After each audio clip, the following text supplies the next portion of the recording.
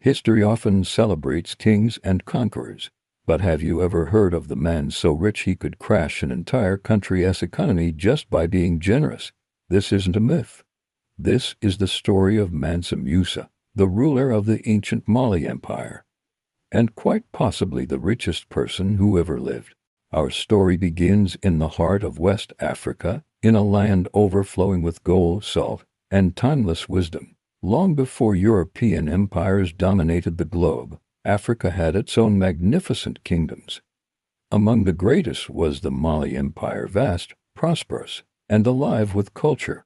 And at the dawn of the 14th century, this empire would find its greatest ruler, Musa Kitai, known to the world as Mansa Musa, meaning King Musa. He wasn't born to be the supreme ruler. The Mali Empire was founded a century earlier by the legendary Lion King Sundiata Keita. Musa's path to the throne was unexpected.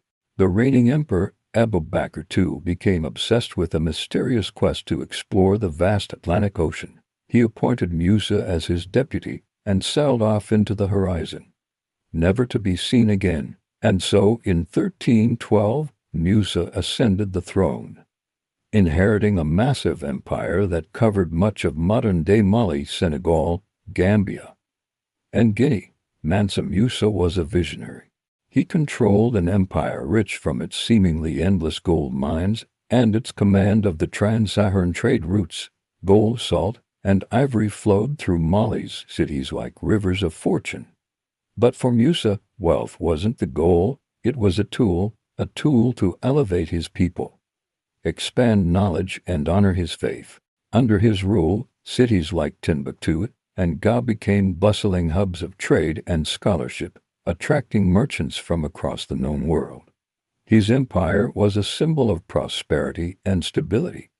But Mansa Musa's true legend was forged not on the battlefield, but on a sacred journey. In 1324, he decided to fulfill one of the 5 pillars of Islam, the Hajj, the pilgrimage to Mecca. This was no ordinary pilgrimage.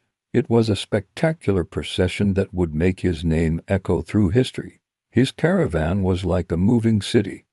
Imagine this: tens of thousands of people, soldiers, officials, and scholars marching across the Sahara, and the gold.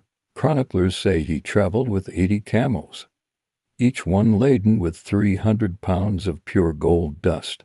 As this incredible procession crossed the desert, Musa's generosity knew no bounds. He gave gifts to the poor and built rest stops for travelers. When he arrived in Cairo, Egypt, the city was left in awe.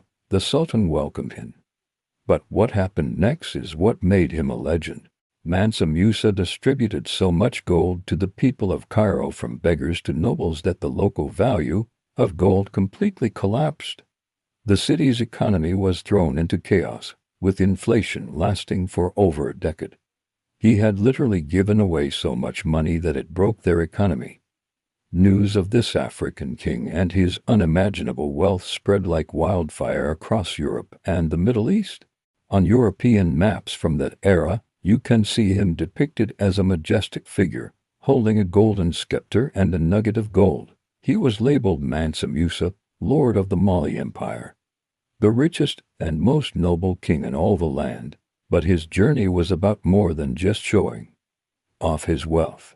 He returned to Mali with brilliant minds, architects, scholars, and artisans to transform his empire into a beacon of Islamic learning.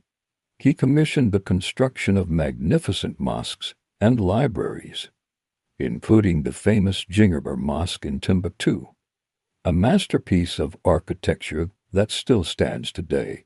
Timbuktu blossomed into a world-renowned center of knowledge. The University of Sankara attracted thousands of students eager to study mathematics, astronomy, law, and theology. Its libraries held hundreds of thousands of manuscripts, proving that West Africa was a cradle of intellect long before the colonial era. Mansa Musa ruled with a firm but just hand. He fostered a tolerant society where Islam thrived alongside traditional beliefs. His empire was secure, prosperous, and connected the heart of Africa to the wider world. Traders from Venice and Genoa spoke of his Riches in wonder. Toward the end of his life, Mansa Musa prepared his son, Mecca, to succeed him. He passed away around 1337, leaving behind a legacy that is almost impossible to comprehend. Modern historians estimate that his wealth, if adjusted for today, could be over $400 billion, making him richer than any figure we know today. But his true greatness wasn't just his gold, was what he'd built with it: cities of wisdom, centers of global trade, and a powerful vision of an African civilization that stood proud on the world stage.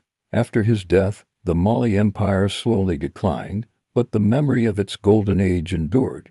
Today, Mansa Musa is more than just a historical figure. He is a powerful symbol of Africa's incredible history, of leadership with purpose, and of the idea that true wealth isn't what you have, but what you build and what you give back. His story reminds us that the greatest legacies are not written in gold, but in the progress of humanity. Thank you so much for watching. If you enjoyed this journey into history, don't forget to like this video and subscribe for more incredible stories from our past. See you next time.